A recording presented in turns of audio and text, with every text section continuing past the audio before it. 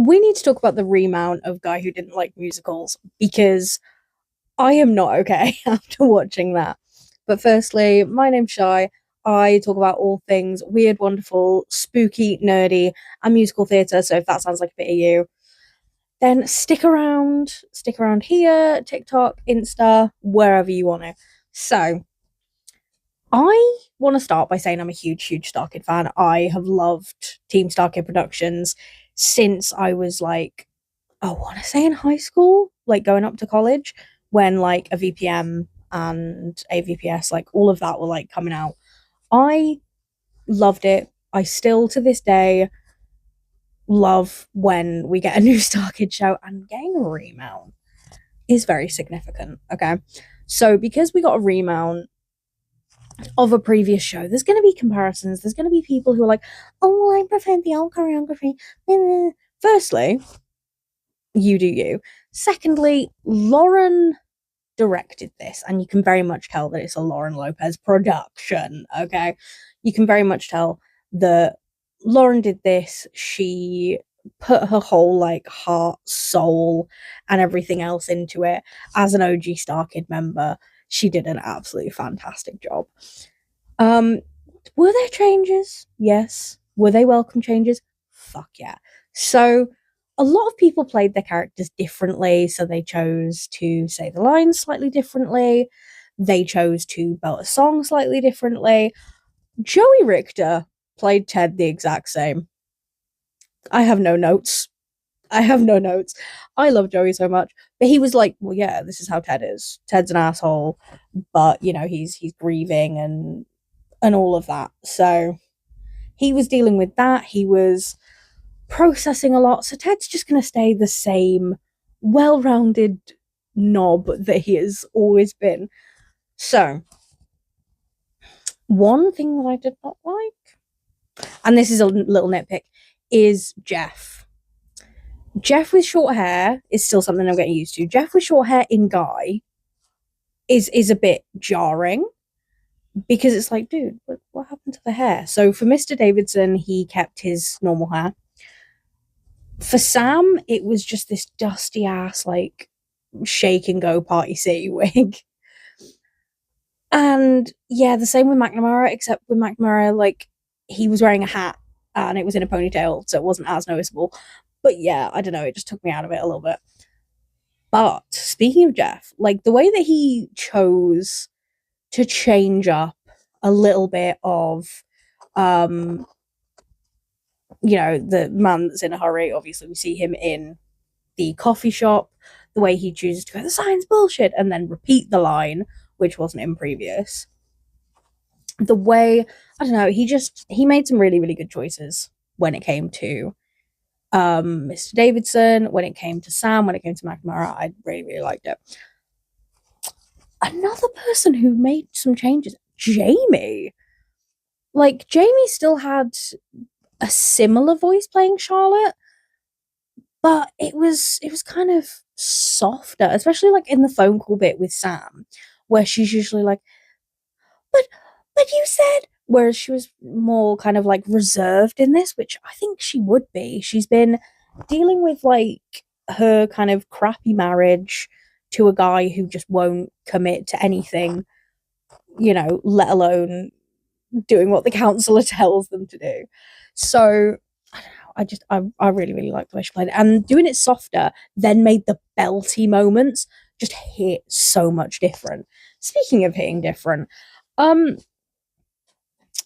we talk about how hearing the name Grace Chastity and the word nerdy prude hits different after Nerdy Prude's coming out? As well as the cameos that we got. We got Max Jagerman, we got Ruth in La Di Da Da Day. I loved it. I really, really liked that. Also, speaking of Nerdy Prudes, we also had Ted's lines where he's like, you know, talking about Alice, but definitely not talking about Alice. Definitely, definitely talking about losing his own brother. They hit so much different now that we've like met Peter, now that we know like him and his story. Like he is grieving. He is grieving so badly. Yeah, bless him. He's not doing good.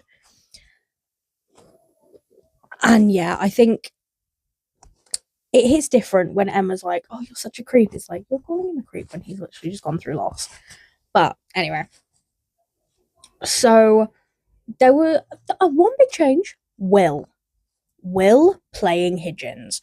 Played him perfectly. I have no notes. I have no notes on Will's performance at all as Higgins. He played him, unlike someone else who shall not be named because ew. He actually played him as like an old man. He played him as like a curmudgeonly old man who was a doomsday prepper, whereas the other guy did not. He very much played him as just kind of like, "Rrr." And then when he was singing, it was just his normal singing voice. Whereas Will incorporated the Higgins voice, the way that he did Higgins, into his performance in the song. And I did find myself waiting for show stopping number, I can't lie. I did find myself waiting for that. I was like, oh, we're at Higgins' house now. Speaking of Higgins' house, right?